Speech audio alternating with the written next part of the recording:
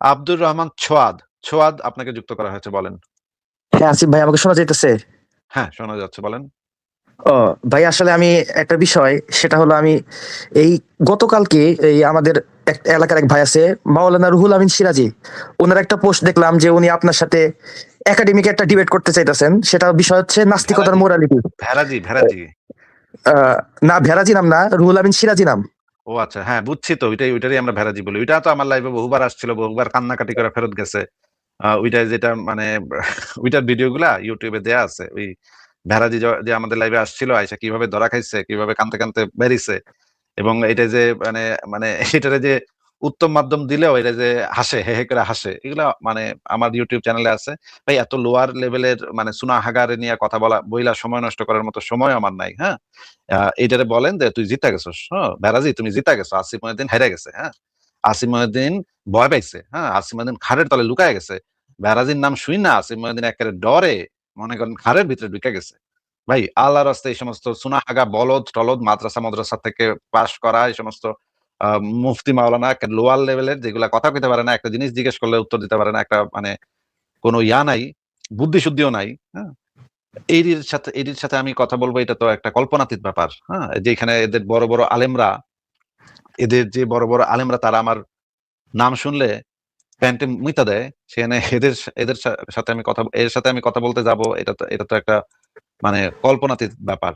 তো আপনাকে আমি আপনার অবগতির জন্য আমি একটা ভিডিও আপনাকে আমি দিয়ে দিচ্ছি, আপনি ভিডিওটা একটু দেখবেন।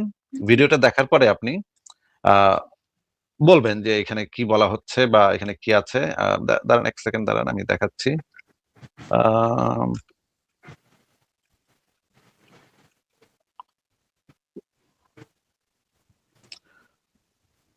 দাঁড়ান একটু, আমি এটা ভিডিওটা বের করছি, বের করে আমি আমরা দুজনেই মিলে দেখতে পারি ভিডিওটা। ভিডিওটা ইন্টারেস্টিং, আপনি আহ, যদি দেখেন তাহলে অনেক নতুন জিনিস জানতে পারবেন এই বিষয়ে। এক সেকেন্ড একটু অপেক্ষা করেন। হ্যাঁ ভাই, ঠিক আছে। আচ্ছা ভাইয়া। আচ্ছা, আমি একটু বের করি, দেখি কই গেল কই গেল কই গেল।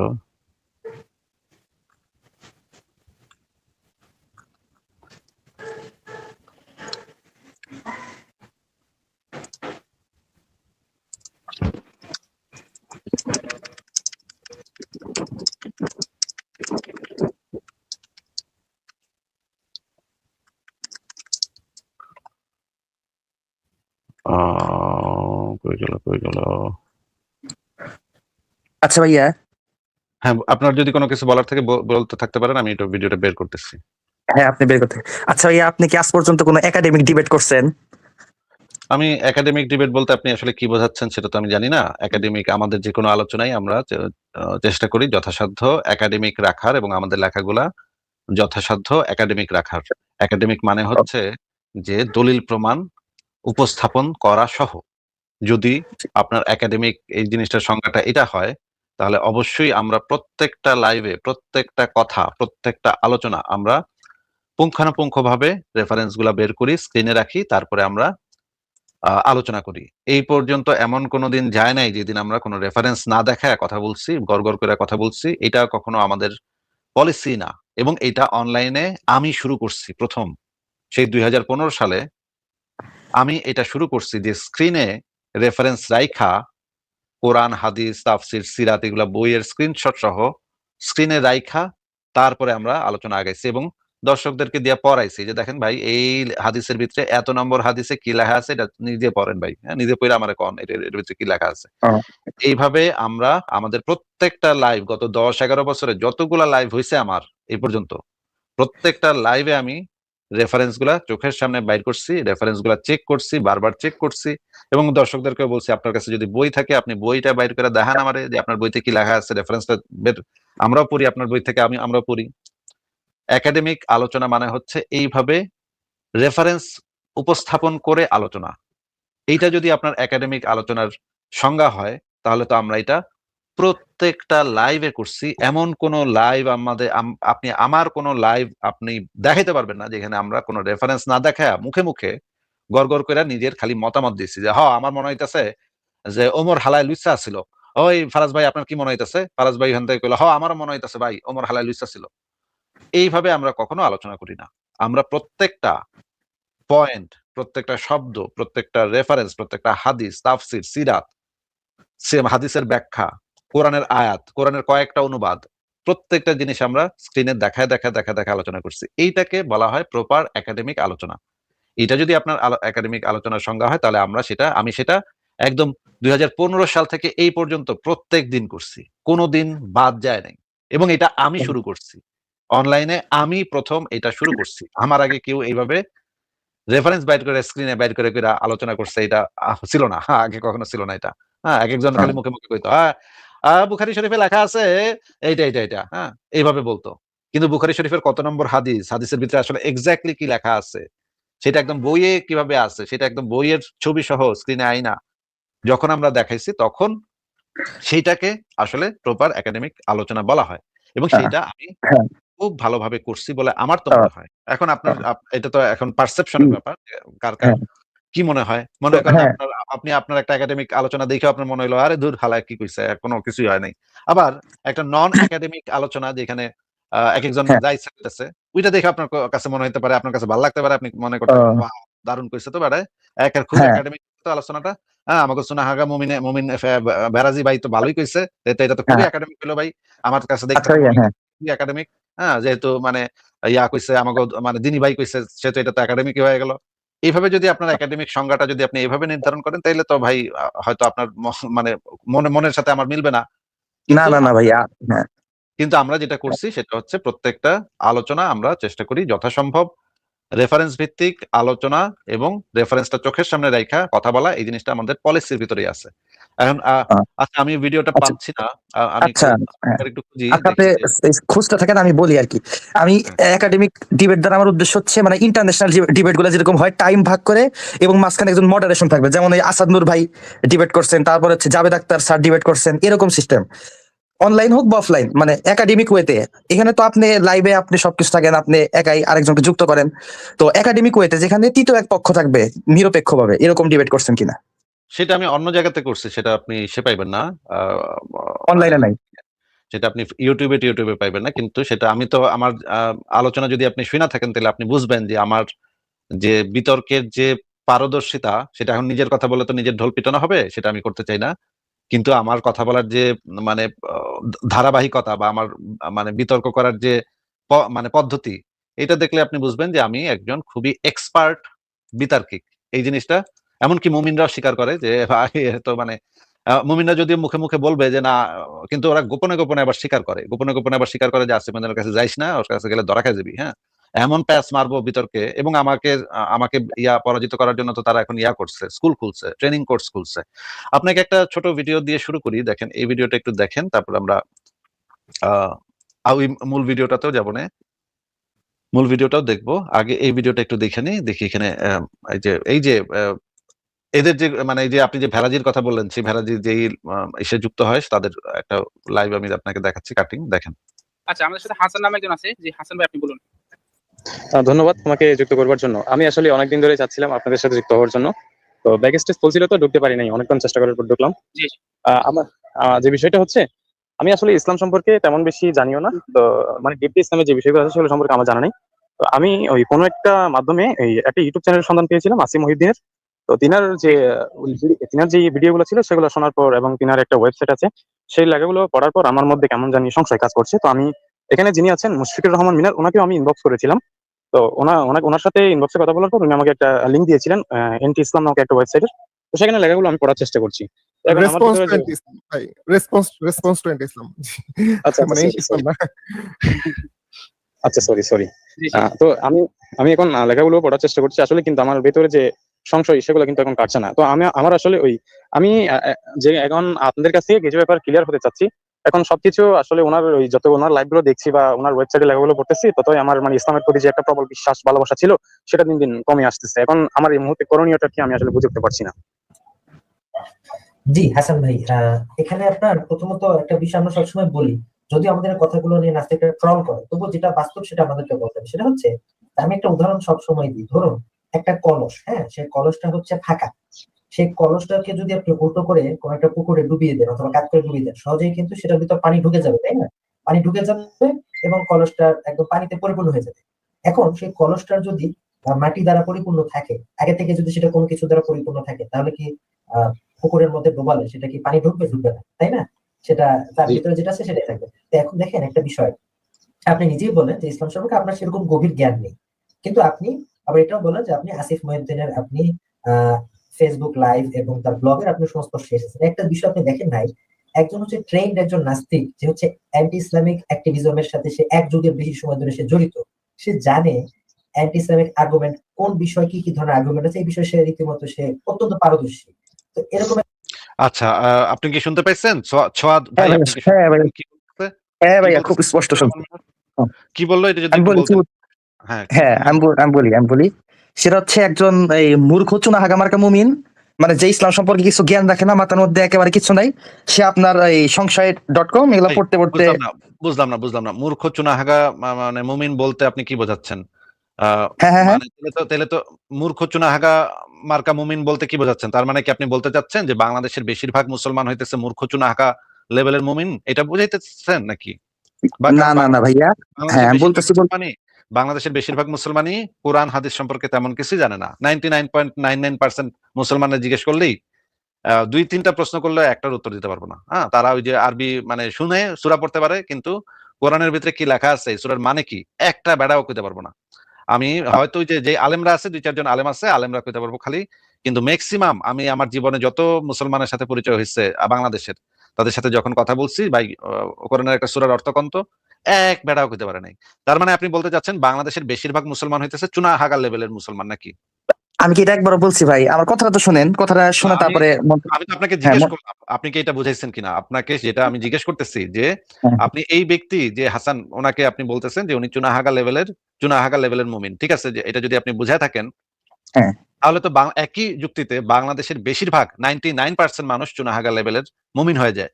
কারণ হচ্ছে এই ব্যক্তির ইসলাম সম্পর্কে জ্ঞান যতটুকু, বাংলাদেশের 99% মানুষের ইসলাম সম্পর্কে জ্ঞান ততটুকু। আপনি একটু রাস্তায় বাইর হন, রাস্তায় বাইর হয়ে 100 জন লোককে জিজ্ঞেস করেন তো ভাই, কোরআন শব্দের মানে কি? হ্যাঁ, 100 জনের ভিতরে 99 জন কইতে পারবো না, এটা আমি আপনার গ্যারান্টি দিতে পারি। হ্যাঁ, যদি আপনি র্যান্ডমলি জিজ্ঞেস করেন তাহলে 100 জনের ভিতরে 99 জন কইতে পারবো না।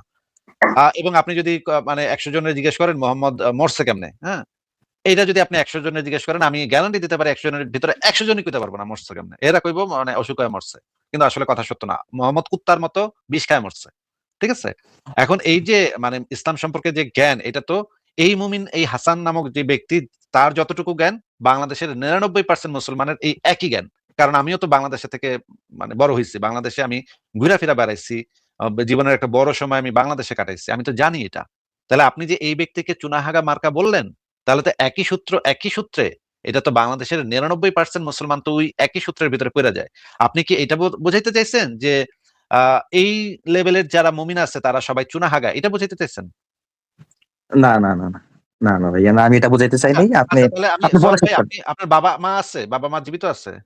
জি আলহামদুলিল্লাহ, জি আপনার বাবা কি ইসলাম সম্পর্কে কতটুকু জানে? জানে হয়তো কিছু, ওটা আচ্ছা, আমি জানি না, যাক। আপনার বাবাকে আমি 3টা ইসলাম নিয়ে প্রশ্ন করবো, আমি আপনাকে গ্যারান্টি দিতে পারি আপনার বাবা একটার উত্তর দিতে পারবো না।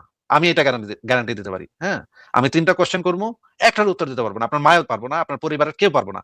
হ্যাঁ, এখন যদি তারা সেটা না পারে, তাহলে কি আপনি এটা মেনে নিবেন যে তারা হইতেছে সুনাহাগা মার্কা মুমিন, এটা মানবেন? তখন তাদেরকে কি তাদের সম্পর্কে আপনার আইডিয়াটা কি এটা হবে যে আমার বাপে, আপনি কি এটা কইবেন আমার বাপে, আমার মায়, আমার 14 গোষ্ঠী সুনাহাগা মার্কা মুমিন, এটা কইবেন? কারণ আমি জানি যে বাংলাদেশের বেশিরভাগ মানুষ আসলে এইরকমই, তারা এই যে কোরআন হাদিসে কি লেখা আছে, এইটা আছে নাকি ওইটা আছে, কিছু জানে না। হ্যাঁ, তারা খালি জানে ওই যে হুজুররা যেটা ওয়াজে কয়, এটুক জানে যে ইব্রাহিম নবী বা পোলারে মারতে নিছিল, তারপরে ওই যে মুসা নবী ফেরাউনের সাথে ফাইট করছে, এডি বেসিক জিনিসপত্র জানে, কিন্তু মানে মানে হ্যাঁ গভীর জ্ঞান, ইসলাম সম্পর্কে গভীর হ্যাঁ। জ্ঞান, একটা তাফসির পড়া বা মানে একটা হাদিসের ব্যাখ্যা গ্রন্থ পড়া, এটা 99.99% মানুষ এগুলো সম্পর্কে কোনো আইডিয়াই নাই। তাহলে আচ্ছা ভাইয়া, যাদের হ্যাঁ, এই আইডিয়াটা নাই, আপনার মতে তারা হইতেছে চুনাহাগা। আচ্ছা ভাই, তাহলে কথাটা তাহলে তো আপনার বাপ মা চুনাহাগা হয় নাকি? আচ্ছা, কথাটা বলতে দেন আগে, আপনি তো কথা বলতেই দিতেছেন না। দুইটা পয়েন্টে বলি। প্রথম পয়েন্ট হচ্ছে, আপনি যত আগের কনসেপ্টটা মানে আপনি অনেক ভালো বিতার্কিক, তো আপনি কেমনে বিতার্কিক এটা একটু মানে 1 মিনিটে বলে নেই। সেটা হচ্ছে আপনার সাথে আমি প্রায় 17 মিনিট ধরে কথা বলতেছি, আপনি আমাকে কথাই বলতে দিতেছেন না। হয়তো আমি এটা বলছি, এটা বলে আপনি ব্যাট ব্যাট ব্যাট ব্যাট করে বলা শুরু করছেন। এই যে এখন আপনার এটা আপনার এখন মিউট করে রেখে কথা বলতে হচ্ছে ভাই। আপনার আমি কথা বলতে দিব, আমি আপনার ভাই, সাথে আপনি আপনি আপনি মিউট করেন আরে কেন? আপনি আপনি মিউট, বলদের মতো কথা বলতেছেন কেন? আপনি ভয় পান কেন ভাই? আপনি আপনি আপনার ভয় আমি পান ভয় কেন? পাই ভাই। আপনার অনেক ভয় পাই ভাই। আপনি ভয় আমার ফাড়ো আপনি প্রশ্নের কাঁপতেছে। উত্তর দেন। আপনি একটা প্রশ্নের আরে আরে ছাগল কোথাকার। হ্যাঁ, আপনার ভয় আমি মনে করেন থরথরায় কাঁপতাছি। হ্যাঁ? এইটা ভাইবা যদি আপনি মানে মনে, মনে একটা সুখ পান, তাইলে আপনার সাথে আমি বিতর্ক করতেছি, এটা আপনার কাছে কেন মনে হইলো যে আপনার সাথে আমি বিতর্ক করতেছি? আমার কি পাগলা কুত্তায় কামড়াইছে যে আমি আপনার মতো একটা সুনাহাগা বলদের সাথে আমি বিতর্ক করতে বসবো? আমার কি এত দিন খারাপ করছে যে আমি এই রকমের একটা বলদের বাচ্চা বলদের সাথে আমি বিতর্ক করব? আপনি হইতেছেন ওই যে ভেড়াজির মানে খোয়ারের আ সবচাইতে লোয়ার লেভেলের আ মানে ভেড়া, তাই না? আপনি হইতেছেন ওই যে ভেড়া মানে অনলাইন জগতে যারা ইসলামিস্ট আছে তাদের ভিতরে সবচাইতে লোয়ার কিসিমের হইতেছে ওই যে ভেড়াজি। সেই ভেড়াজির মানে গেলমান হইতেছেন আপনি। আপনি হইতেছেন ভেড়াজি যেই মাদ্রাসায় পড়ায়, সেই মাদ্রাসায় ভেড়াজির রাইতের বেলা ভেড়াজি আপনারে তেল মালিশ করতে রুমে ডাকে। আপনি ভেড়াজির আ বিভিন্ন জায়গাতে অঙ্গ-প্রত্যঙ্গে তেল মালিশ করতে ব্যারাজের রুমে যান। হ্যাঁ? ব্যারাজে যে মাদ্রাসায় পড়ে বা পড়ায় আরকি। আপনি হইতেছেন সেই কিসিমের মুমিন। আপনি হইতেছেন সেই লেভেলের মুমিন। আপনার সাথে আমি বিতর্ক করব, এটা মনে করেন আল্লাহ যদি এটা শোনে যে এই সোয়াদ নামক এক মুমিনের সাথে আসিফ মহিউদ্দিন বিতর্ক করতেছে, এটা শুনলে আল্লাহ তো মনে করেন হাতফেল করে মরে যাবো। এই আয়, আয়। আসিফ মহিউদ্দিনের কি মানে আসিফ মহিউদ্দিন কি গাঞ্জা খাইছে যে এই সোয়াদ ফুয়াদের লগে বিতর্ক করতে বইছে? ভাই আপনি এই মানে নিজের সম্পর্কে এত উচ্চ ধারণা আপনার কিভাবে হইলো যে আপনার সাথে আমি বিতর্ক করব? দেখেন ভাই, আপনার সাথে আমি জয়েন হইছি। আপনি 17 মিনিট বলছেন, আমি 1 মিনিট বলছি। ভাই আপনি যে 1 মিনিট বলতে পারছেন এটা আপনার মানে 14 গোষ্ঠীর ভাগ্য ভাই। আমার লাইভে যে আপনি ১ মিনিট কথা বলতে পারছেন এটা আপনার মানে পুরা ১৪ পুরুষ যেটা আছে মানে আপনার এলাকা-টেলাকা সুদ্ধা যত আছে, হ্যাঁ? চারপাশের যত গ্রাম আছে সবার সৌভাগ্য যে আপনি আমার সাথে এইটুক ১ মিনিট হইলেও যদি কথা কইতে পারেন সেটা আপনার ১৪ গোষ্ঠীর ভাগ্য। আপনার সাথে আমি বিতর্ক করব, এটা আপনার কল্পনায় আইলো কেমনে ভাই? এটাই তো আমি বুঝলাম না। মানে আমি যে লাইভ করি এইজন্য কি আমার মানে দাম কি এতই কমে গেছে যে আপনারা বাংলাদেশের সুনাহাগা মাদ্রাসা থেকে পাছা থাপড়াইতে, থাপড়াইতে উঠে আসবেন আর আমি আপনাদের সাথে বিতর্কে বসে যাবো। এত সোজা? ভাই দুনিয়া এভাবে চলে না তো ভাই। আপনারা মাদ্রাসাতে যেই কাম করেন এভাবে তো দুনিয়া চলে না। আচ্ছা আমরা এই ভিডিওটা শেষ দেখি। আপনার কথাটা শোনার কোনো আমার ইচ্ছা নাই। আপনারে মিউটও করে রাখছি। এখন গিয়া আপনি আপনার লাইভে গিয়া কান্দাকাটি করবেন। হ্যাঁ? আমারে কথা বলতে দিল না। আসিফ মহিউদ্দিন আমারে কথা বলতে দিল না। হ্যাঁ? দেন অসুবিধা নেই। এটা আমি দেখতেও যাব না। তো আমরা এই ভিডিওটা শেষ করি তারপর আরেকটা ভিডিও দেখব। দেখেন। একজন ব্যক্তির আর্গুমেন্টের সামনে যদি ইসলাম সম্পর্কে খুব ইসলামিক অ্যাক্টিভিজমের সাথে সে এক যুগের বেশি সময় ধরে সে জড়িত, সে জানে অ্যান্টি ইসলামিক আর্গুমেন্ট কোন বিষয় কি ধরনের আর্গুমেন্ট আছে, এই বিষয়ে সে রীতিমতো সে অত্যন্ত পারদর্শী। তো এরকম একজন ব্যক্তির আর্গুমেন্টের সামনে যদি ইসলাম সম্পর্কে খুব গভীর জ্ঞানী, আপনি নিজেই সেটা বলেছেন, আসে, তাহলে তো তার তো ওই কলসের মতো অবস্থা হবে না যেটা হচ্ছে ফাঁকা আছে, সেটার ভিতরে সহজে তো পানি ঢুকে যাবে, তাই না? এরকমই তো হবে। আর যার হচ্ছে ইসলাম সম্পর্কে ভালো আকীদা সম্পর্কে জ্ঞান আছে, অ্যান্টি ইসলামিক আর্গুমেন্ট গুলো কেন আসে, কিভাবে আসে, এগুলোর প্রকৃতি সম্পর্কে যাদের জ্ঞান আছে, তারা যদি এর সম্মুখীন হয় তাহলে তাদের কিন্তু একই রকম অবস্থা হবে না, তাই না? এটা কিন্তু স্বাভাবিক একটা বিষয়। যে আমরা পরামর্শ দিই যাদের হচ্ছে ইসলাম সম্পর্কে খুব গভীর জ্ঞান নেই, তাদের উচিত হবে না এ ধরনের আর্গুমেন্টের সামনে আসা।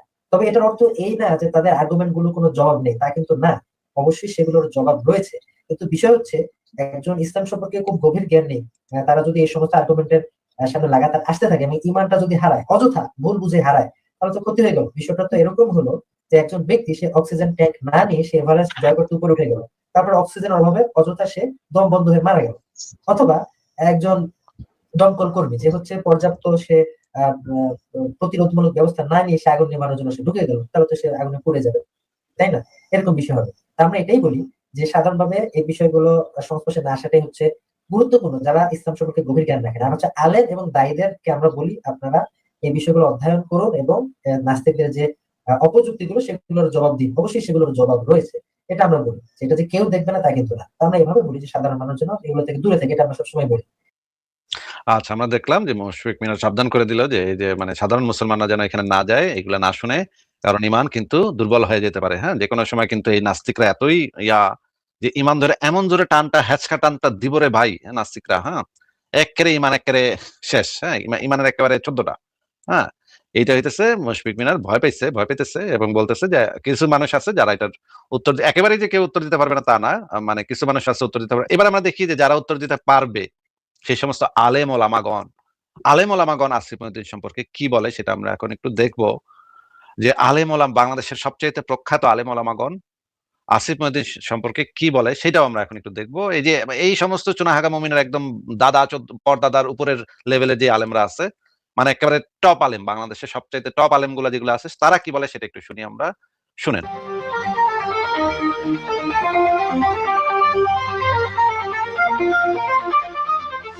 আজকের যে নাস্তিকরা আসছে এদের 19 জনের নাম সরকারের কাছে পেশ করার পরে সরকার তাদের প্রত্যেকের সাথে বডিগার্ড গানম্যান দিয়ে তাদেরকে নিরাপত্তা দিছে। এদের ভিতরে আসিফ মহিউদ্দিন একজন আছে। নাস্তিক আসিফ মহিউদ্দিনের একটি প্রশ্নের উত্তর খোঁজার চেষ্টা করছি, কিন্তু এখন পর্যন্ত গঠনমূলক উত্তর পাইনি।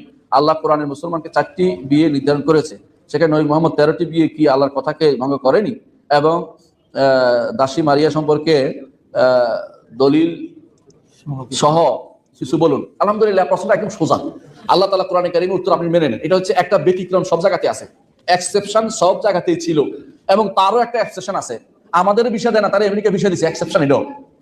Word today is broken. আচ্ছা, অ্যাড শুরু হয়ে গেছে, অ্যাডটা যাক, তারপর আমি আবার ছাড়তেছি। কিন্তু দেখেন এই যে মানে এরা যে আমাদের কথার জবাব দেয় না তা কিন্তু না, এরা কিন্তু আমাদের কথার জবাব দেয়। হ্যাঁ, এরা কিন্তু আমাদের কথার জবাব দেয় ঠিকই, কিন্তু ওই যে যখন হচ্ছে গিয়ে আমরা আলোচনাতে ডাকি তখন আর কি আর আসতে চায় না। হ্যাঁ, কথার জবাব দেয় যে এদিক সেদিক জবাব দিবে, আর যেখানে আমরা নাই সেখানে গিয়ে জবাব দিবে। কিন্তু এমন যদি হইতো যে এরা আমার পাত্তাই দিতেছে না, আরে ধুর কোথাকার কোন আসিফ মহিউদ্দিনের কি পাত্তা দিব, ধুর, এরকম যদি হইতো তাহলে ঠিক আছে, তাহলে আমার কোনো সমস্যা ছিল না যে এরা তো আমার পাত্তাই দেয় না, এরা অনেক বড় আলেম বাংলাদেশে, তাহলে তো এরা তো আমাকে পাত্তা দিচ্ছে না, তখন এটা ভিন্ন বিষয় হইতো। কিন্তু এরা কিন্তু মানে ডেইলি, মানে মাসে একবার হইলো আমার নাম নিয়ে আলোচনা করে, এরা মিটিং করে, এদের মিটিং এর খবর আমার কাছে আসে। এরা ইসলামিক ফাউন্ডেশনে মিটিং করছে, সংশয়.com নিয়ে সেমিনার হয় বাংলাদেশে, ইঞ্জিনিয়ারিং ইনস্টিটিউটে কয়েকটা সেমিনার হয়েছে সংশয়.com এর লেখার জবাব কিভাবে দাউন যায় সেটা নিয়ে, এবং সেগুলোর ইনভাইটেশন আমার কাছে আসছে। হ্যাঁ, কোন জায়গা থেকে আমার কাছে আসছে, আমি দেখলাম লিফলেটে লেখা সংশয়.com এর কোরআন সংকলন এবং পরিমার্জনের ইতিহাস, এই লেখাটা রিফিউট করে তারা সেমিনার করতেছে, এবং সেটাতে আবার টাকা দিয়ে ঢুকতে হয়, 200 টাকা না 300 টাকা যেন টিকিটের দাম ছিল। মানে আমার ওয়েবসাইটের একটা লেখার জবাব দিচ্ছে তারা সেমিনার করে ইঞ্জিনিয়ারিং ইনস্টিটিউটে।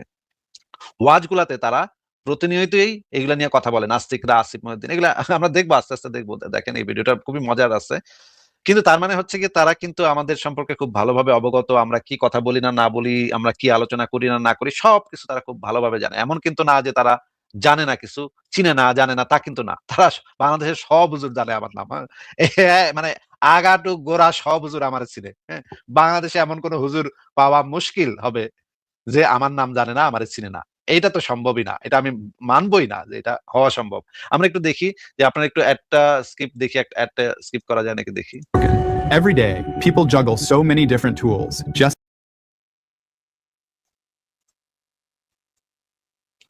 and contexts we rely on. Asif মহিউদ্দিনকে তোমার যে বিষয় দিছে কি জানো, তোমার নাস্তিকতার জন্য তোমার বিষয় দিছে, এটা তো একটা এক্সেপশন। আমার তো বিষয় দেয় না দেওয়ার জন্য, কেন? আমি দাঁড়িয়ে মানুষ, মোদি ইউনিভার্সিটি পড়ছি, আমার বিষয় দিবেই না। তো সোজা কথা, এক্সেপশন তো তোমার দিছে, কেন? তুমি তো নাস্তিকের জন্য। প্রাণপ্রিয় মুসলিয়ান, আপনারা অনেকেই হয়তো জানেন, সোশ্যাল মিডিয়াতে দেখে থাকবেন, এই মাসের 16 ফেব্রুয়ারি বাংলাদেশের ইতিহাসের সবচেয়ে বড় যে নাস্তিক আসিফ মহিউদ্দিন, তার সাথে আমার একটা বিতর্ক, একটা ডিবেট হওয়ার কথা ছিল ফেস দ্য পিপল সাগর সাহেবের সেই পেজে। আমাদের মুফতি শায়েখ এনায়েতুল্লাহ আব্বাসী সাহেব যেই পেজে শাহরিয়ার কবির এবং ডাক্তার জাফরুল্লাহ স্যারের সাথে ডিবেটে এসেছিলেন, সেই একই পেজে এই কুখ্যাত নাস্তিক আসিফ মহিউদ্দিনের সাথে আমার একটা ডিবেট হওয়ার কথা ছিল। কিন্তু দেশি বিদেশি, ভেতরের এবং বাহিরের অনেক ষড়যন্ত্রের ফলে উপস্থাপক যিনি, এই পেজের অ্যাডমিন যিনি, তিনি এটা থেকে সরে আসতে বাধ্য হয়েছেন। কারণ আমি সবচেয়ে বড় জিনিস যেটা বলবো সেটা হচ্ছে, আমরা মুসলমানরাই আমাদের মুসলমানদের সবচেয়ে বড় শত্রু। আচ্ছা, আপনারা দেখলেন যে গোলাম, যিনি এই যে আল আজহার বিশ্ববিদ্যালয়ের যে সৈয়দ গোলাম কিবরিয়া, উনি কিন্তু আল আজহার বিশ্ববিদ্যালয় থেকে সম্ভবত পিএইচডি করছে। এই ভদ্রলোক বলতেছে যে এই যে ফেস দ্য পিপলের যে লাইভটা হওয়ার কথা ছিল এর সাথে আমার, এটা কিন্তু মুমিনরা হুমকি দিয়ে বন্ধ করাইছে। হ্যাঁ, আসিফ মহিউদ্দিনের সাথে তুই কোন আলেম যেন আসিফ মহিউদ্দিনের সাথে না বসে, আসিফ মহিউদ্দিনের সাথে বসলে আলেমের লুঙ্গি খুইলা, ইসলামের লুঙ্গি খুইলা ন্যাংটা কইরা উড়াই দিবে। হ্যাঁ, নবীরে উত্তা কইরা কুন্দায় দিবে। এইটা মুমিনরা ঠিকই বুঝছে, এই কারণে তারা গিয়া ওই ফেস দ্য পিপল পেজে গিয়া লাখ লাখ গালিগালাজ শুরু করছে। মানে ওই যে সাগর সাহেব আমাকে ফোন করে বলতেছে, ভাই এটা কি হইতেছে? আমি এই যে বিতর্কের যে ছবিটা পোস্ট করার পর থেকে একেবারে লাখ লাখ লাখ লাখ মানুষ আমার হুমকি ধামকি দিতেছে যে এই লাইভ বন্ধ কর, নাস্তিক আসিফ মহিউদ্দিন যদি লাইভে আসে তাহলে কিন্তু ইসলামের একেবারে খবর আয় যাবো, একে সব ন্যাংটা করে দিয়ে দেবো। হ্যাঁ, এই লাইভ হন যাবো না, এই লাইভ প্রচার করলে খবর আছে, ইসলামের খবর আছে। এরা গিয়া মানে প্রেসার ক্রিয়েট করে হুমকি ধামকি দিয়ে সাগর সাহেবকে হুমকি দিয়া তারপর এই লাইভটা বন্ধ করাইছে। এবং এই যে গোলাম কিবরিয়া উনি কিন্তু লাইভটা করতে চাইছিল, লাইভটা ওনার খুবই ইচ্ছা ছিল লাইভটা করার, কিন্তু ওই মুমিনদের চাপে এনায়েতুল্লাহ আব্বাসী নাকি ফোন দিয়া ধমক দিছে সাগরে যে আই আপনি আসিফ মহিউদ্দিনের সাথে কি এর লাইভ, এ লাইভে আইলে একে ন্যাংটা করে দিব, হ্যাঁ একেবারে কান্দা ছেড়ে দিব। তখন আর কি সাগর সাহেব এটা বন্ধ করে দিছে। হ্যাঁ, তো তারপরে আমরা দেখি, শুনি, আরো শুনি। এটা বলবো, সেটা হচ্ছে আমরা মুসলমানরাই আমাদের মুসলমানদের সবচাইতে বড় শত্রু। আসসালামু আলাইকুম। আমরা বিভিন্ন সময়ে বিভিন্ন পাঠকের একটা কিউরিওসিটি, তাদের একটা কমন জিজ্ঞাসা থাকে যে বিভিন্ন জন যেমন আসিফ মহিউদ্দিন বা এরকম আরো যারা আছে তাদের সাথে কেন মোজাম্মেল স্যার ডিবেট করেন না। তারা প্রায় সময় আগ্রহ দেখান যে এদের সাথে বা এরকম আরো অনেকের সাথে স্যার যদি একটা ডিবেটে আসেন, কিন্তু স্যার কেন ডিবেট করতে যাচ্ছেন না সেটা কখনো ওদেরকে অ্যান্সার করা হয় নাই। আমি চাচ্ছি স্যার এটা নিয়ে কিছু কথা বলুক। না আসলে মানে অন ক্যামেরা আমার মানে এই জিনিসটা আমি ওকে আমি বলছি যে this is a plain confession, যে অনেকেই অনেক কিছু অনেক রেফারেন্স যেভাবে জানে আমি আসলে তত কিছু জানি না। মানে আমার জানাটা হচ্ছে more argument base, argumentative and conceptual. অনেক বেশি রেফারেন্স বলা, একটা বিষয়ে অনেক তথ্য বলা, এটা কি হয়েছে সেটা কি হয়েছে এটা বলা, এটা আসলে আমি পারি না। ওকে, তো যারা আসিফ মহিউদ্দিনের কথা বলছে বা আরো কি নাম বলছে ইত্যাদি বলছে, হ্যাঁ আমিও ওনাদের অনেকগুলো শুনেছি। আর অনেক পড়াশোনা করে, অনেক স্ক্রিনশট নেয়, অনেক তথ্য বলে, অনেক রেফারেন্স ইনফরমেশন, অনেক কিছু নিয়ে আসে, অনেক হিস্ট্রি তারা নিয়ে আসে, এগুলো আসলে আমি পারি না। আচ্ছা, এই যে একটু আগে যে মোজাম্মেলকে দেখলেন, মোজাম্মেল সাহেব উনি হচ্ছেন চট্টগ্রাম বিশ্ববিদ্যালয়ের ফিলোসফির বোধহয় কোনো একজন সহকারী শিক্ষক বা লেকচারার বা অ্যাসিস্ট্যান্ট প্রফেসর এরকম কিছু একটা। তো এই লোকও বলতেছে যে আসিফ মহিউদ্দিন যে এত দলিল আনে, এত রেফারেন্স আনে, আমি তো এটা পারবো না। হ্যাঁ, এখন এই মোজাম্মেল সে হচ্ছে গিয়ে ফেসবুকে লিখছে আয়েশার বয়স নাকি বিয়ের সময় 17-18 ছিল। আমি তাকে মেসেজ পাঠাইলাম যে মোজাম্মেল সাহেব আপনি লিখলেন যে আয়েশার বয়স নাকি বিয়ের সময় 17-18 ছিল। আমি এটা নিয়ে আপনার সাথে একটু আলাপ করতে চাই, আপনার উপরে আপনার প্রতি সম্মান রেখে আলাপ করব, আসেন আমরা একটু আলোচনা করি। আপনি আমাকে একটু দেখায় দেন যে এটা আপনি কোথায় পাইলেন যে আয়েশার বয়স 17-18 ছিল বিয়ের সময়, এইটার রেফারেন্স কি, রেফারেন্সটা আমি একটু আপনার কাছ থেকে বুঝে নিতে চাই। একটু আসেন আমার সাথে লাইভে একটু কথা বলি। সে বলতেছে না আমি এটা বিশ্বাস করি আয়েশার বয়স 17 ছিল, আমি এ নিয়ে বিতর্ক করতে চাই না। আরে মোজাম্মেল, তুমি বিশ্বাস করো, এটার আবার বিশ্বাসের কি আছে? হ্যাঁ, তুমি বিশ্বাস করো যে আয়েশার বয়স 17 ছিল, এটা কেমন কথা? এটা তো একটা হিস্ট্রিক্যাল একটা ইভেন্ট সম্পর্কে তো আমি কোনো বিশ্বাসের এখানে বালাই কোথায়? সে কোনো রেফারেন্স দেখাবে না, কিছু দেখাবে না, সে বিশ্বাস করে এটা 17 ছিল, 17-18 ছিল। আরে এইভাবে কেউ বিশ্বাস, এইটা কি কোনো আলোচনার কোনো পদ্ধতি যে আমি বিশ্বাস করি এটা ছিল? হ্যাঁ, আমি যদি আজকে বলি আমি বিশ্বাস করি দ্বিতীয় বিশ্বযুদ্ধ হয়েছিল 1990 সালে, এটা এটা কেমন কথা? এটা একটা কোনো সেন্স মেক করে এই কথার? আমি বিশ্বাস করি দ্বিতীয় বিশ্বযুদ্ধ হয়েছে 1990 সালে, এটা কোনো সেন্স মেক করে? এরকমের বলদ মার্কা কথার কোনো অর্থ আছে? এই মোজাম্মেল সে বলতেছে আমি বিশ্বাস করি 17 বছর ছিল। আরে এটা বিশ্বাস করার কি আছে? আমরা রেফারেন্স দেখবো, দলিল দেখবো, সেইখানে যেটা বলা আছে, সেখানে যেটা লেখা আছে, আমরা সেটাতে ইয়া করবো যে হ্যাঁ এইখানে এই রেফারেন্সটা আছে, রেফারেন্সের উপর ভিত্তি করে আমরা একটা সিদ্ধান্তে যাব। সে বলতেছে আমি বিশ্বাস করি। আরে এখানে বিশ্বাস করার কি আছে? এটা তো একটা হিস্ট্রিক্যাল ইভেন্ট। এখানে বয়স যদি এটা হিস্ট্রি হয়ে থাকে তাহলে এটা একটা হিস্ট্রিক্যাল ইভেন্ট হওয়ার কথা। এ বলতেছে আমি বিশ্বাস করি। তারপরে আমি তো মানে তখনই আমি বুঝছি এই লোক একটা চরম জামাতের বাটপার গুলা, জামাতের গুলাই বাটপার হয়, জামাতে যারা যোগ দেয় বা জামাতের আশেপাশে যেগুলো থাকে সেটা সবগুলো বাটপার হয়। এরাও এই বেড়াও একটা বাটপার, একটা যে একটা চরম বাটপারের বাটপার এই মোজাম্মেল। এটা তখনই আমি বুঝে গেছি যে এ কোনো আলোচনা করবে না, বিতর্ক করবে না, উপর দিয়ে কথা বলবে যে এটা যখনই রেফারেন্সে ঢুকে যাবো তখনই এ বলবে যে না আমি তো রেফারেন্স দিতে পারি না, আমি আলোচনা করবো না। এই জন্য আমার সাথে লাইভে আসবে না, আমার সাথে কথা বলবে না, আমার সাথে বিতর্ক এই কিন্তু যায় অন্য জায়গাতে নাস্তিকদের জবাব দিতে যায়, কিন্তু বিভিন্ন লাইভে টাইভে আমি এটা দেখছি নাস্তিকদের জবাব দেয়, প্রশ্নের উত্তর দেয়, ঠিকই করে সেটি, কিন্তু আমার লগে আইবো না কেন ভাই? আমি কি দোষ করলাম? আমি তো মানে না হয় আমি একটু ডলার জোরে দিই তাই বলে কি আমি কি মানে ইয়া নাকি? আমিও তো নাস্তিক, তাহলে অন্য নাস্তিকের সাথে আপনি কথা বলতে পারেন মোজাম্মেল সাহেব, আমার সাথে কি আমারে কেন মানে এইভাবে ইয়া করেন, মানে আমার কেন সুযোগটা দেন না? আমার তো হাত চুলকায় ভাই, আমার তো এগুলা মানে ধরতে হাতটা চুলকায়, হ্যাঁ কসলা ধরতে আমার হাতটা খালি চুলকায়। আমি যদি একবার মানে সামনে পাইতাম যে কি করতাম? আমার লাইভে যদি আসতেন আপনি তাহলে তো আমি না, আমার লাইভে যদি আপনি আসতেন তাহলে আমি আপনার সাথে সম্মান রেখে কথা বলতাম, কিন্তু অন্য কোনো লাইভে যদি আপনারা পাইতাম আমি তো কিন্তু একেবারে কাঁচা চিবায় খাই লাইতাম। হ্যাঁ, আপনারা যে বাটপারি গুলা করেন, আপনারা যে মিথ্যা কথাগুলা বলেন বিভিন্ন জায়গায় গিয়া ইসলামের নামে, ইসলামের যে গড কনসেপ্ট আর আল্লাহর গড কনসেপ্ট সম্পূর্ণ ভিন্ন। হুম, ইসলামের আল্লাহর একটা বডি আছে, হ্যাঁ ইসলামের আল্লাহ টাচ করতে পারে মানুষে, এবং এইগুলা মানে আমি প্রত্যেকটা জিনিস টু দি পয়েন্ট আপনার আমি দেখাবো, তারপর আমি দেখবো যে আপনি কোথায় পলান। আমার রেফারেন্সের সামনে আপনি ফলাতে পারবেন না, তো কোনো চিপা দিয়ে ফলাতে পারবেন না। আমি একেবারে সব দরজা বন্ধ করে আলোচনা করতে বসি। হ্যাঁ, এই জন্য দেখে আপনি নিশ্চয়ই বুঝতে পারতেছেন আমার যে কনফিডেন্স আছে, এটা তো নিশ্চয়ই বুঝতে পারতেছেন, এবং আপনি আমারে চিনেন, আমার লাইভ দেখছেন, তাহলে আসতে সমস্যাটা কোথায়? আসেন কথাবার্তা বলি, হাই হ্যালো করতেও আসেন একদিন, হাই হ্যালো করে যান আমার সাথে লাইভে। হাই হ্যালো, আচ্ছা ঠিক আছে যান, আপনি আপনার কথা করা লাগবে না ইসলাম নিয়ে, আপনি হাই হ্যালো করে যান একদিন, হাই হ্যালো করতে আসেন, তাও কথা বলি আসেন, একটা আলোচনার একটা দরজা খুলুক, তার সমস্যাটা তো নাই কোনো। যান, আমি কিছু বলবো না ইসলাম সম্পর্কে, আপনি আসেন, আইসা কথা বলেন, এই যেখানে যারা যেই আলেমরা আছে সবাই আসেন একদিন, কথা বলে যান, নর্মাল কথাবার্তা বলে যান, কেমন আছি, ভালো আছি নাকি, এটা বলে যান। হ্যাঁ আচ্ছা ঠিক আছে, পরের নিয়ে আসে, এগুলো আসলে আমি পারি না। জি সাগর ভাই, আপনাকে ধন্যবাদ। আপনি এর আগেও আমাকে আপনার সাথে সম্পৃক্ত করতে চেয়েছিলেন সেভ দ্য পিপলে, আমি বিভিন্ন কারণে সেখানে সম্পৃক্ত হতে পারিনি। এর আগে আসিফ মহিউদ্দিনের সাথে একটা ডিবেট হওয়ার কথা ছিল আপনার মাধ্যমে, তবে আমি আপনাকে জানিয়েছিলাম আসলে এই নাস্তিকতা একটি দার্শনিক বিষয়, এবং আসিফ মহিউদ্দিনদেরকে আমরা নাস্তিক মনে করাচ্ছি, তাদেরকে আমরা যেটা মনে করি তারা আসলে ধর্ম বিদ্বেষী। সেজন্য আমি দেখছেন যুক্তি কি? আমার সাথে বিতর্ক করবে না, যুক্তিটা দেখছেন বেকুবের যুক্তিটা দেখছেন যে আসিফ মহিউদ্দিন ধর্ম বিদ্বেষী, এই জন্য বিতর্ক করবে না। আরে ধর্মপ্রেমী যদি হইতাম তাহলে কি আর তুই আমার লাগে বিতর্ক করতে রে? মানে হারুন ইজাদ বলদ কোথাকার, ছাগল কোথাকার। তো আমি যদি ইসলামের মানে আমি যদি ধর্মপ্রেমী হইতাম তাহলে তো আর তোর বিতর্ক করানোর দরকার পড়তো না, তাই তো তোর আমরা তুই আর আমি ভাই হইতাম। আমি ধর্ম বিদ্বেষী, আমি ইসলাম বিদ্বেষী, আমি ধর্ম বিদ্বেষী, আমি এই জন্যই তো তুই আমার সাথে বিতর্ক করবি, এই জন্যই তো বিতর্কটা হবে। বিতর্কটা তো হবে এই জন্য যে কে কে আপনি হইলেন ইসলাম প্রেমী, আমি হইলাম বিদ্বেষী, এখন বিতর্ক হবে কে কার পক্ষে যুক্তি তুলে ধরতে পারে, এরই তো বিতর্ক। এ কয় এর সাথে বিতর্ক করবো না কারণে ধর্ম বিদ্বেষী। হ্যাঁ, আরে ধর্মপ্রেমী যদি আমি হইতাম তুই আমার সাথে, তোর সাথে আমার কোনো বিতর্ক হইতো না, তাইলে দুই ভাই আমরা এক লগে নামাজ পড়তাম। এই টাইপের বলদ গুলা মানে কি যুক্তি দেয়, মানে কোনো মাথায় কোনো কিছু নাই। এই টাইপের সুনাহাগা হারুন ইজার হেফাজতের মানে আমির, এটাই এখন মনে হয় হেফাজতের আমির। আচ্ছা দেখি আরেকটু দেখি শুনি। জানিয়েছিলাম আসলে এই নাস্তিকতা একটি দার্শনিক বিষয়, এবং আসিফ মহিউদ্দিনদেরকে আমরা নাস্তিক মনে করাচ্ছি, তাদেরকে আমরা যেটা মনে করি তারা আসলে ধর্ম বিদ্বেষী। সেজন্য আমি আমাদের সকলের পক্ষ থেকে গিয়েছিল যে তার সাথে ডিবেটে না যাওয়া।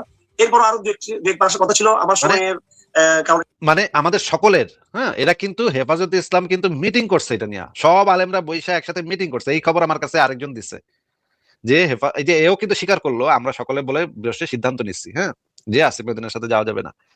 এ কিন্তু মুখ দিয়ে স্বীকার করে ফেলাইছে, এ কিন্তু বুঝে নাই যে সে এই কথাটা বইলা ফেলাইছে যে এরা সব আলেমরা একসাথে বৈশা মিটিং করছে যে আসিফ মহিউদ্দিনের সাথে যাওয়া যাবে না। অন্য কোন নাস্তিকের সাথে তাও যাওয়া যায়, কিন্তু আসিফ মহিউদ্দিনের সাথে গেলে একেবারে নবীরে ভরা মজলিসে ন্যাংটা করে পিটাইবো।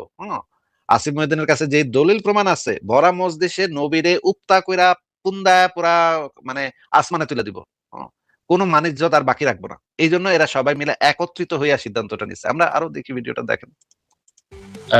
শেখ আব্দুর রাজ্জাক বিন ইউসুফ তিনি শেখ আসিফ মহিউদ্দিন দুটি ফেসবুক স্ট্যাটাস দিয়েছেন। আরেক ভাইয়ের প্রশ্ন আছে যে আপনি আসিফ মহিউদ্দিন ওনার লাইভে আসবেন দয়া করে, আপনি পারবেন ওনার সাথে কোরআন হাদিস নিয়ে কথা বলতে? না, এই সমস্ত যারা আপনার নাস্তিক তাদের সাথে লাইভে আসার কোনো প্রয়োজন নেই।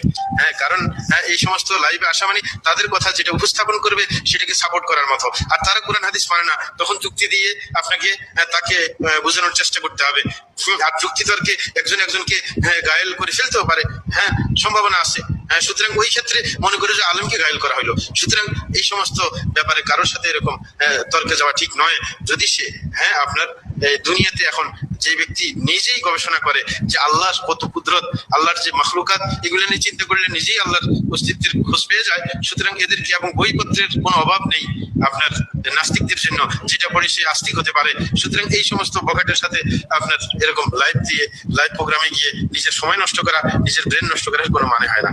আল্লাহ জাল্লাহু শাআনহু সহজ করুন। আসিফ মহিউদ্দিন যেদিন আপনার 21 মার্চ তারিখে হাইকোর্ট থেকে যে রুলটা ইস্যু হয়েছিল, যে ডিরেকশন দেওয়া হয়েছিল, সেদিন রাত 11:33 আসিফ মহিউদ্দিন বলল শেষ পর্যন্ত আল্লাহকে রক্ষার জন্য সুপ্রিম কোর্ট নাজিল হয়েছে। লাস্ট লিখেছে, অনেক বড় লেখা লিখেছে, লিখে লাস্টে আসিফ মহিউদ্দিন লিখেছে আল্লাহকে অবমাননা করলাম, সুপ্রিম কোর্টকে অবমাননা করলাম। কি বলেন?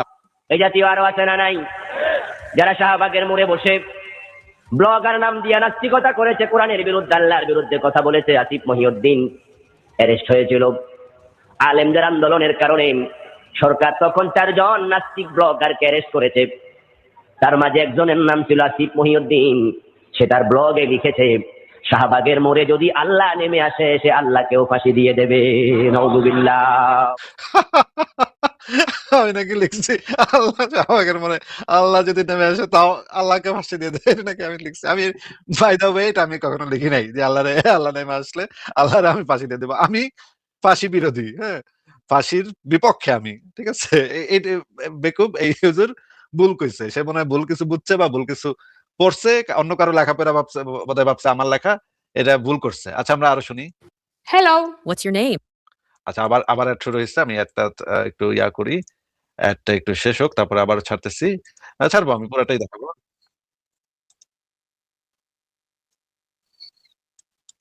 আচ্ছা আবার দিচ্ছি, আবার শেয়ার দিচ্ছি, আপনারা পুরো ভিডিওটাই দেখবো। হুজুররা এক একটা হুজুরকে ধরছি, এক একটা হুজুরকে ধইরা যা করছি আমরা, এগুলা তো হুজুররা এখন অস্বীকার করতে পারবে না। যা ঘটার ঘটনা কিন্তু ঘটে গেছে। এখন কিন্তু আর লাভ নাই সমস্ত চাপাবাজি কইরা যে অমুক হুজুর কেন আসবে আপনার সাথে। আরে তোর অমুক হুজুর যদি না আসে তাহলে আমার নিয়ে কথা কস খায়। তুই জবাব তো তুই দিতাছস যে আসিফ মহিউদ্দিনের জবাব দিতেছি, ভিডিও বানাইতেছস তোরা, ওইটাই তুই আমার সামনে এসে ক। তুই তো এমন না যে তুই আসিফ মহিউদ্দিনের সাথে মানে আসিফ মহিউদ্দিনের জবাব তুই দিতেছস না, তুই তো দিতেছস জবাব। তাহলে আমার সামনে বইসা জবাব দিলে তো সেটা পারফেক্ট জবাব হইতো, তাই না? আমি সরাসরি মানে প্রশ্নের মাঝে মাঝে ছোট ছোট প্রশ্ন থাকলে আমি ক্লিয়ার হয়ে নিতাম, তাই না? আমার তো পাল্টা মানে কাউন্টার ইয়াও থাকতে পারে, কাউন্টার কোশ্চেনও থাকতে পারে, তাই না? দেখেন আপনারা, এই যে ভিডিওটা আরো ছাড়তেছি, দেখেন। দর্শক, ভিডিওটিতে আপনারা দেখবেন নাস্তিকদের পক্ষ থেকে যখন বাংলাদেশের প্রখ্যাত স্কলারদের সাথে যোগাযোগ করে আলোচনার জন্য আমন্ত্রণ জানানো হয়, তখন তারা জবাবে কি বলেন। হ্যালো, আসসালামু আলাইকুম শাইখ, আশা করছি আপনি ভালো আছেন। ভালো আছি আলহামদুলিল্লাহ। জি শাইখ, আপনার সাথে কি 2 মিনিট কথা বলা যাবে একটু? বলেন। জি, আমি মাতুব্বর আজাদ অভিজিৎ বলছিলাম সংশয়.com থেকে। আসিফ মহিউদ্দিন যে ওয়েবসাইটটা চালায়, আপনি তো নিশ্চয়ই চেনেন ওনাকে, জার্মানিতে থাকেন। তো শাইখ, আপনি তো প্রায় ওনার বিভিন্ন প্রশ্নের উত্তর দেন ইউটিউবে, এবং দেখা যায় যে আপনি প্রতিপক্ষ ছাড়া জবাব দিচ্ছেন। তো ওনার সাথে কথা বললে, সরাসরি কথা বললে কি ভালো হতো না? তাহলে উনিও সুযোগ পেতে কথা বলার, আপনিও কথা বলতেন, আমরাও শুনতে পারতাম, একটা ভালো বিতর্ক দেখতে পারতাম। উনি আপনার সাথে কথা বলতে চাচ্ছিলেন, আপনি কি বলেন? উনি এই মুহূর্তে লাইনেও আছেন। হ্যালো আসিফ। কথা বলবো না।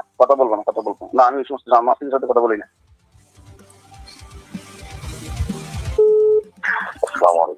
হ্যালো, আসসালামু আলাইকুম শাইখ, ভালো আছেন? আলহামদুলিল্লাহ। শাইখ, আমি কিছুদিন আগে আপনাকে ফোন দিয়েছিলাম, মাতুব্বর আজাদ অভিজিৎ। আপনি তো প্রায়ই আসিফ মহিউদ্দিন বা অন্যান্য নাস্তিকদেরকে কতল করার কথা বলেন। তো কতল না করে একবার আলোচনা করলে ভালো হতো না? বিষয়গুলো জাতির সামনে আসতো, পক্ষে বিপক্ষে সবার কথাই মানুষ শুনতো। যে আবার বলেন তো, বিপক্ষে কি? না, আমি বললাম যে আপনি আর আসিফ মহিউদ্দিন যদি কথা বলতেন, পক্ষে বিপক্ষে সবার কথাই, সব কথাই ভালো মন্দ সবকিছু শুনতো মানুষ, তাহলে ভালো হতো না ব্যাপারটা? এই বিষয়ে এখন কথা বলা প্রয়োজন নয় ভাইজান, পরে হবে কথা। এই বিষয়ে এখন না। যারা ব্লগার, তাদের সাথে ইসলাম ফাউন্ডেশন কি করতে পারে বলেন? সবসময় সব কথা বলা যায়? সবসময় কথা বলা যায়? সুযোগ কি আছে? এমনি কথা বলতে গেলে কি কত প্রোটোকল মেনটেন করতে হয়? সবাই সবভাবে কথা বলতে পারে না, কেউ কৌশলে কথা বলে, কেউ সরাসরি পদক্ষেপ নেয়। কাজে সেক্ষেত্রে আমি চেষ্টা করবো, দেখি হ্যাঁ ভালো থাকে না, আমি একটা মাহফিলে আসছি। আচ্ছা, আপনারা পুরো ভিডিওটা দেখে নিতে পারেন, ইউটিউবে দেয়া আছে। এখানে কিন্তু প্রত্যেকটা আলেম ওলামা, তারপরে বিশ্ববিদ্যালয়ের শিক্ষক, তারপরে যত যা আছে সব কিন্তু শেষ কভার হয়ে গেছে।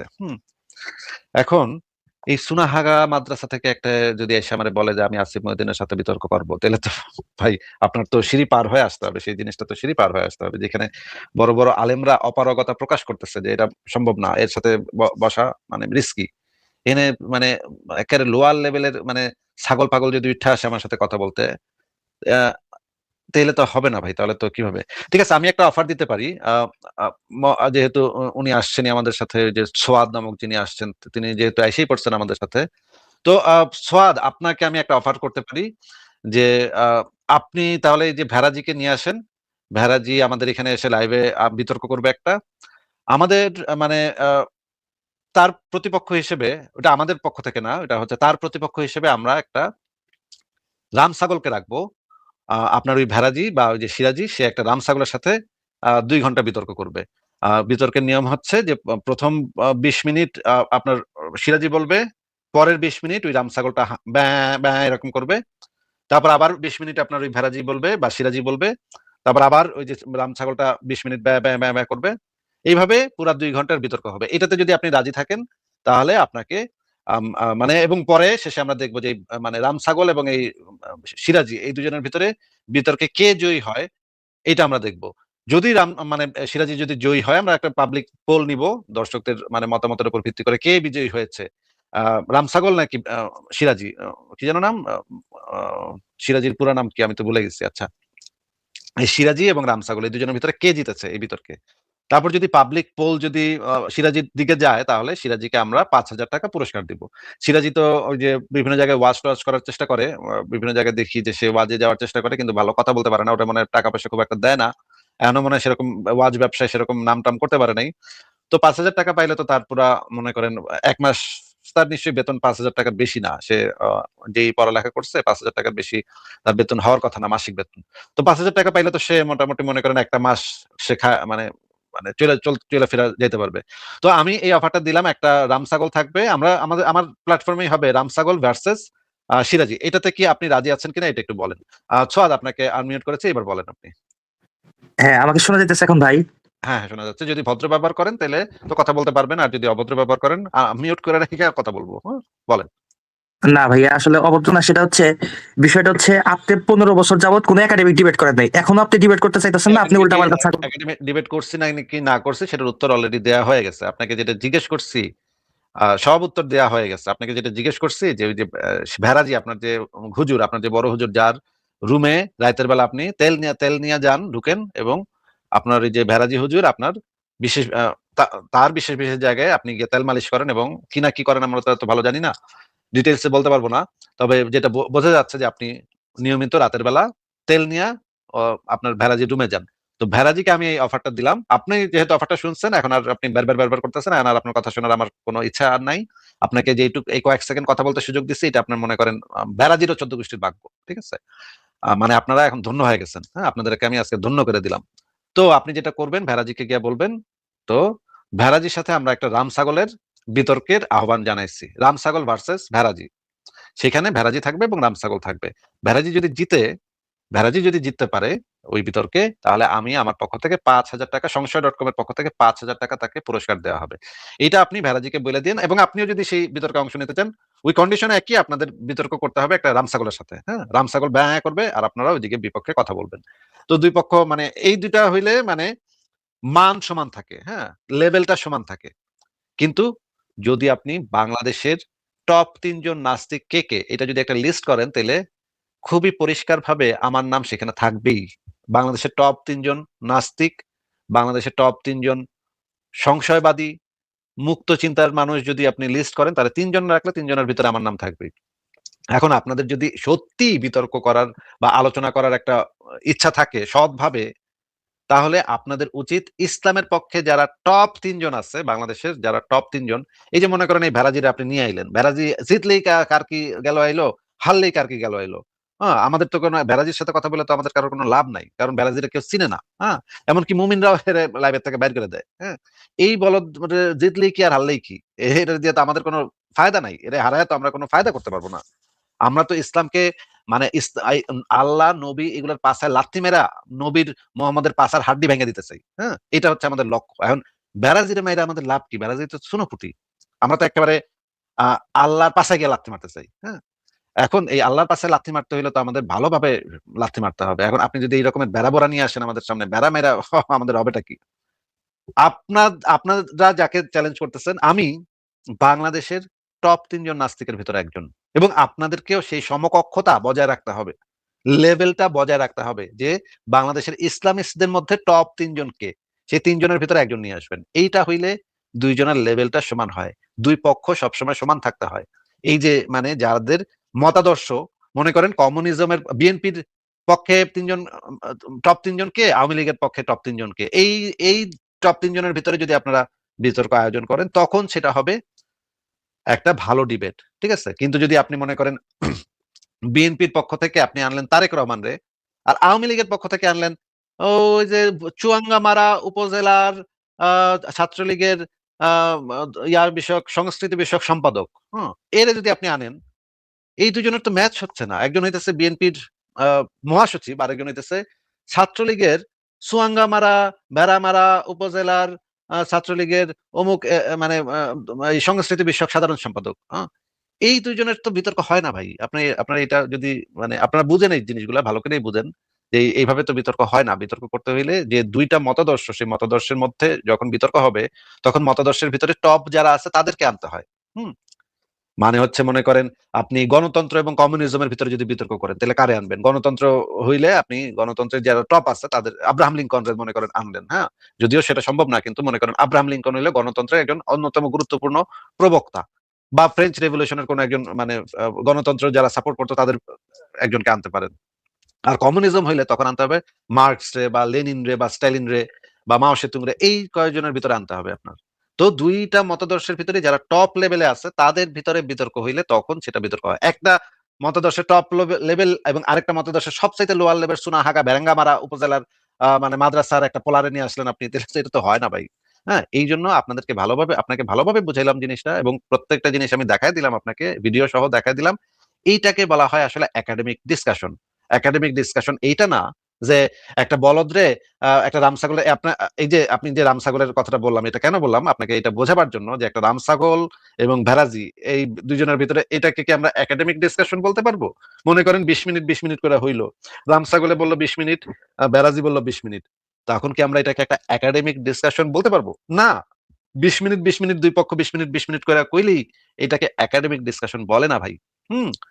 মানে এই পার্থক্যটা হচ্ছে এইখানে। আপনারা মনে করেন একটা রামছাগলে 20 মিনিট কইব, আর আমাগো বেরাজি 20 মিনিট কইব, ও খুব একাডেমিক ডিসকাশন হয়েছে আজকে। হ্যাঁ, দুই পক্ষই 20 মিনিট করে সময় পেয়েছে, দুই পক্ষই কথা না, এটারে একাডেমিক ডিসকাশন বলে না ভাই। একাডেমিক ডিসকাশন সেটাকে বলে যেটা, যেই ডিসকাশনে প্রত্যেকটা পয়েন্টের রেফারেন্স চ্যালেঞ্জ করা হয় এবং সেটা দেখানো হয়, এটাকে একাডেমিক ডিসকাশন বলে। এবং ভ্যালিড রেফারেন্স সহ যারা যেই আলোচনাটা হয়, সেই আলোচনাটাকে একাডেমিক ডিসকাশন বলে। এটাই হচ্ছে আপনার একাডেমিক ডিসকাশন এবং আমার একাডেমিক ডিসকাশনের যে সংজ্ঞা, সেই সংজ্ঞার ভিতরে পার্থক্য। আপনারা মনে করেন যে দুই পক্ষ 20 মিনিট করে সময় পেলে এটা খুবই একাডেমিক হয়েছে, ডিসকাশনটা খুবই একাডেমিক হয়েছে। আরে বলদা সুনাহাগা, এটারে একাডেমিক ডিসকাশন বলে না, বলদা সুনাহাগা। হ্যাঁ, দুই পক্ষ তাইলে তো একটা মুরগি কক করবে 20 মিনিট, আর যে মানে মিজানুর রহমান আজারি কথা বলবে 20 মিনিট, এটাকে আমরা একাডেমিক ডিসকাশন বলবো? 20 মিনিট করে হইলে কি এটা একাডেমিক হইলো? একাডেমিক হবে তখন যখন যে কথাটা বলা হচ্ছে সেই কথাটা ভ্যালিড রেফারেন্সে আছে নাকি, এবং এক পক্ষ আরেক পক্ষকে চ্যালেঞ্জ করতে পারতেছে কিনা, সেইটাকে বলা হয় একাডেমিক ডিসকাশনের বলদা। হ্যাঁ, আমি বলে দিছি, যা বলার বলে দিছি। সোয়াদ, আপনাকে যা বলার বলে দিচ্ছি, আপনার মাথায় নিশ্চয়ই কিছু ঢুকে নাই, কারণ আপনারা তো মাদ্রাসা সাপসুনা হাগা, আপনার মাথায় তো কিছু ঢুকবে না, কিন্তু যা বলার আমি বলে দিচ্ছি। এবং আপনাকেও অনেক কয়েক সেকেন্ড কথা বলতে দিচ্ছি, যেটা আপনার 14 গোষ্ঠীর ভাগ্য এবং ভেরাজিরও 14 গোষ্ঠীর ভাগ্য, ঠিক আছে? এখন আপনাকে তাহলে বিদায় দিলাম। আপনার বাই বাই তাহলে।